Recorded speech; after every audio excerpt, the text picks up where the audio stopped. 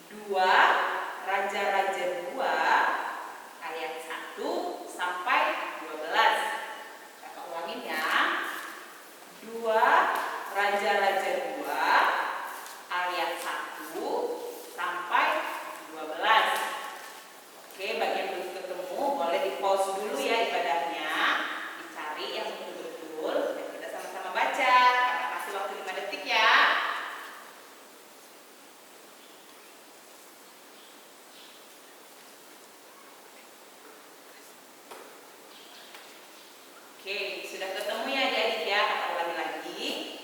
2 Raja-Raja 2 ayat 1 sampai 12. Seperti biasa kalau epistel kita membacanya secara bergantian, secara responsori ya.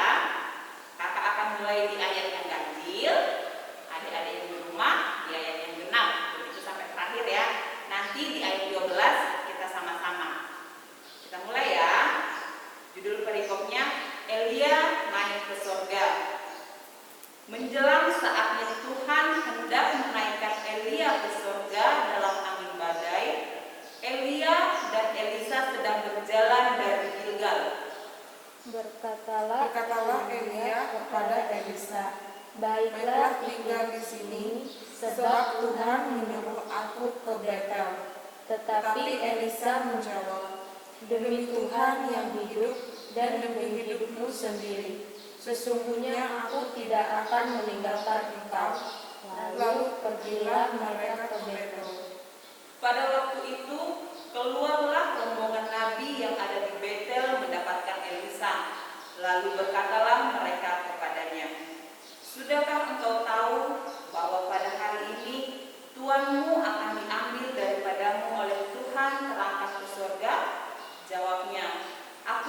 tahu, diamlah.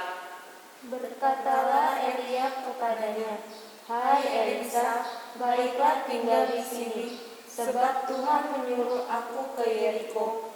Tetapi jawabnya, "Demi Tuhan yang hidup dan demi hidupmu sendiri, sesungguhnya aku tidak akan meninggalkan engkau." Lalu sampailah mereka di Yeriko.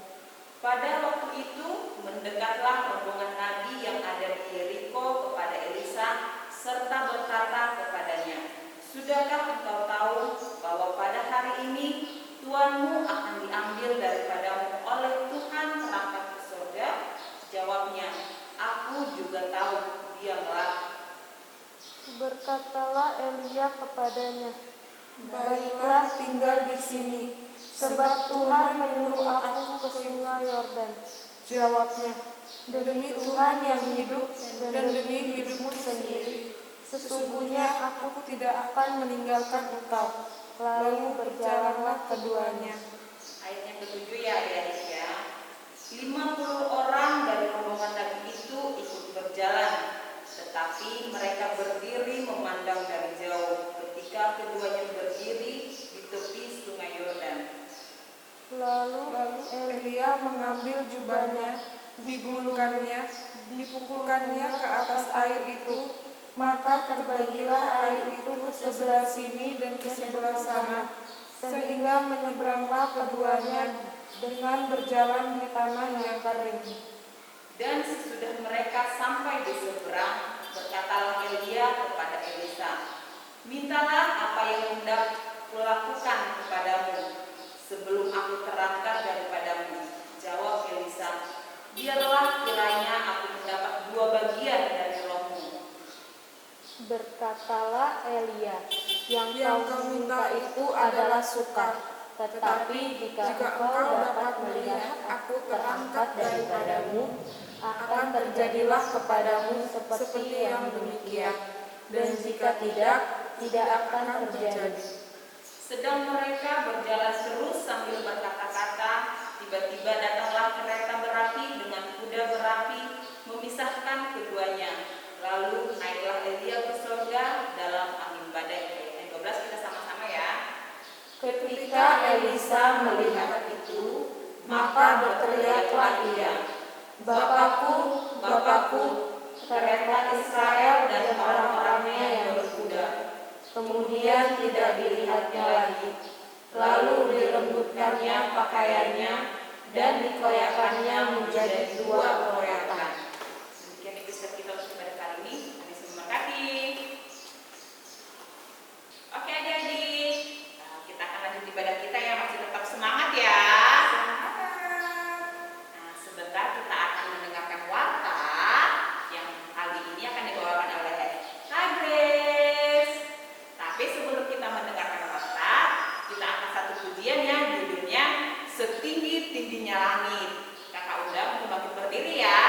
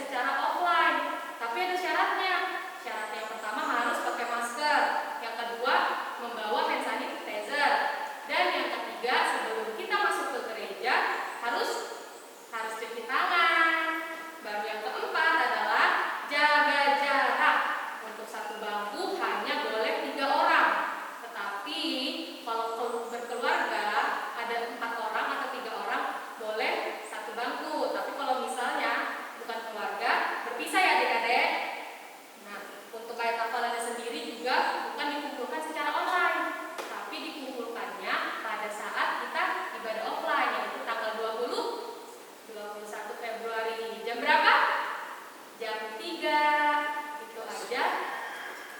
Jam 3 sore. Itu aja waktu untuk minggu ini. Tuhan Yesus memberkati. Semangat terus adik-adik.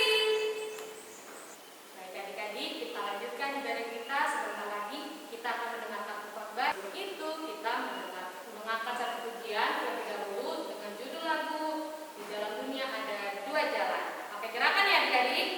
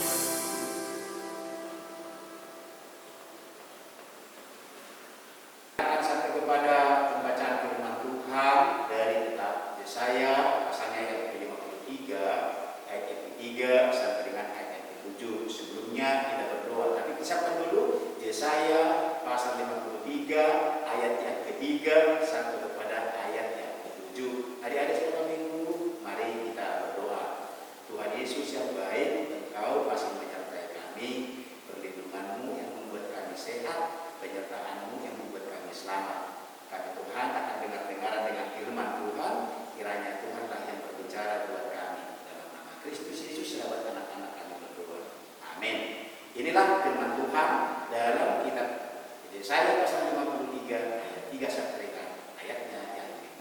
Silakan. Ayatnya yang ketiga, ia dihina dan dihindari orang. Seorang yang penuh kesengsaraan dan yang biasa menderita kesakitan. Ia sangat dihina sehingga orang menutup mukanya terhadap dia, dan bagi kita pun dia tidak masuk hitungan. Tetapi sesungguhnya penyakit kita lah yang ditanggungnya, dan kesengsaraan kita yang dipikulnya. Padahal kita mengira dia kena tulah, dipukul dan ditindas tangan. Tetapi dia tertikam oleh karena pemberontakan kita, dia diremukkan oleh karena kejahatan kita, ganjaran yang mendatangkan keselamatan bagi kita ditimpakan kepadanya, dan oleh bibir-bibirnya kita menjadi sembuh. Kita sekalian sesat seperti domba, masing-masing kita mengambil jalannya sendiri. Tetapi Tuhan telah menimpakan kepadanya kejahatan kita sekalian. Ayat yang ke-7 kita sama-sama ya. Dia dianiaya, tetapi dia membiarkan diri ditindas, dan tidak membuka mulutnya seperti anak domba yang dibawa ke pembantaian, seperti induk domba yang teluh di depan orang-orang yang menggunting bulunya. Ia tidak membuka mulutnya. Adik-adik sekolah minggu, lihat ada drama singkat dari kata-kata guru sekolah minggu. Perhatikan dan simak ya. Mak, bukan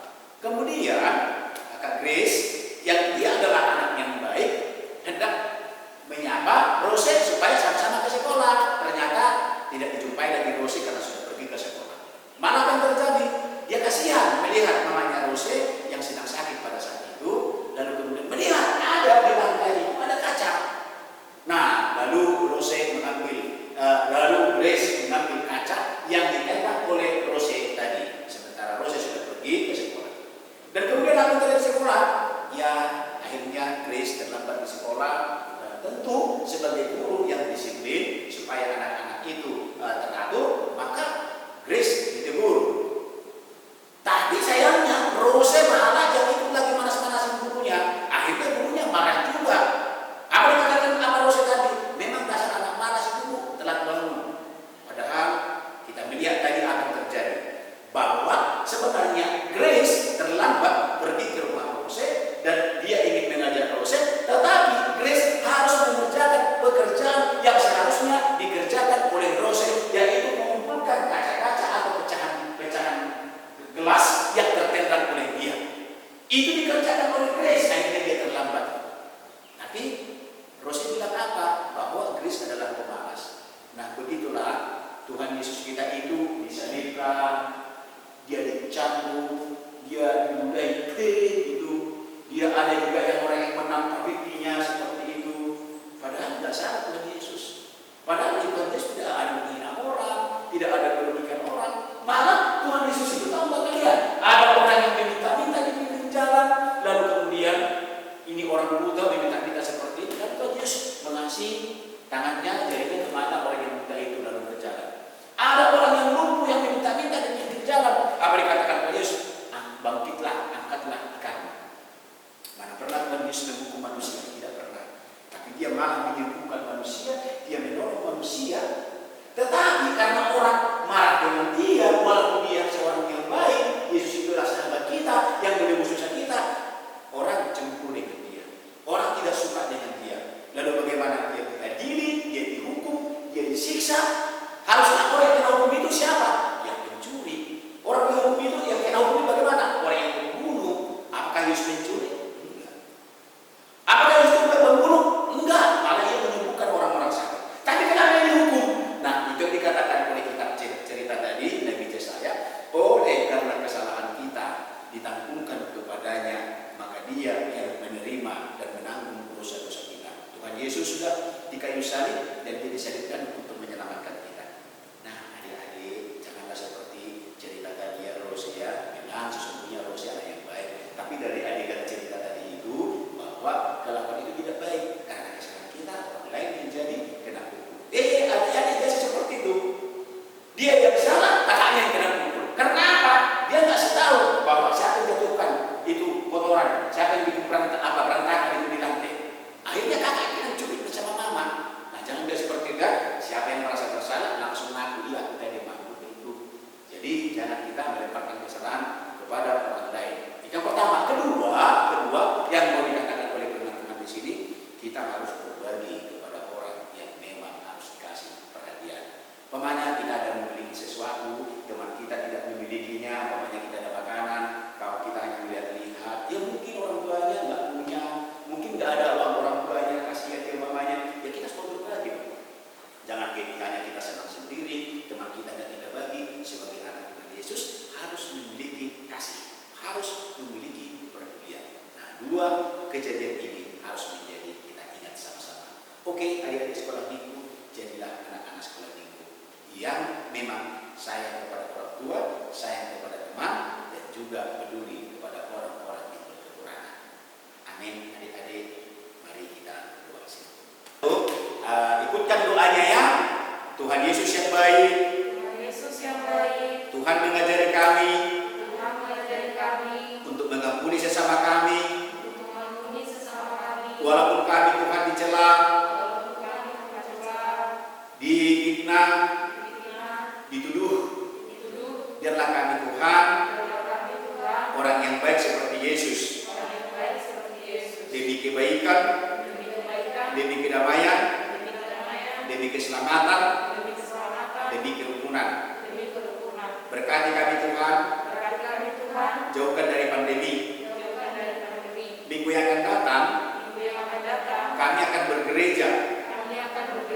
Selanjutnya, sekali dalam 1 bulan juga. Tuhan kiranya memberkati kami. Rasa rindu kami, Tuhan yang menjawab. Dalam Kristus Yesus, Tuhan kami, sahabat anak-anak,